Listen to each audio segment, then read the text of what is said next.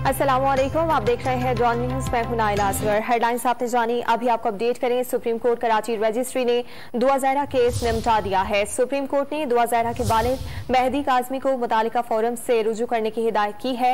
मजीद बात करेंगे don news के नुमाइंदे शफी बलोच से। शफी, बताएगा आप समाअत का मजीद अहवाल क्या है?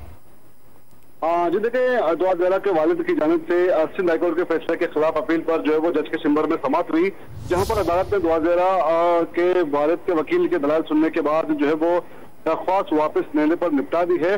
और जो है वो सुप्रीम कोर्ट ने इकामत जारी किए कि दुआ ज़हरा के जो है वो उम्र के तयन के हवाले से मुतल्लिका फोरम से जो है वो रुजू किया जा सकता है।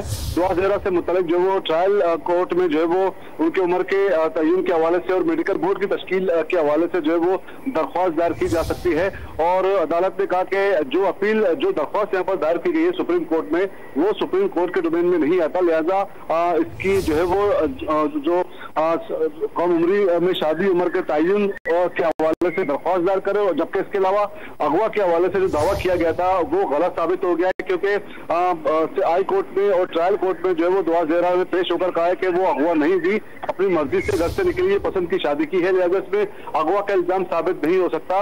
और दुआ ज़हरा के वकील ने भी अदालत को दौरान समाअत बताया कि जो है वो ट्रायल कोर्ट में जो है वो पुलिस की जानिब से जो सी क्लास की रिपोर्ट पेश की जा सकती है। उनके में ये बात आई है कि पुलिस की जानिब से सी क्लास की रिपोर्ट जो है वो तैयार कर ली गई है। ट्रायल कोर्ट में रिपोर्ट किसी भी वक्त जो है वो समाअत में पेश की जा सकती है। इस हवाले से सुप्रीम कोर्ट ने कहा कि चूंकि अगवा का जो है वो दावा जो है वो सख्त साबित नहीं हो सका, जबकि उम्र के तयन के हवाले से अलग से जो है वो अदालत से मुतल्लिका फोरम से जो है वो रुजू किया जा सकता है। जी, बहुत शुक्रिया शफी, आपने आगाह किया।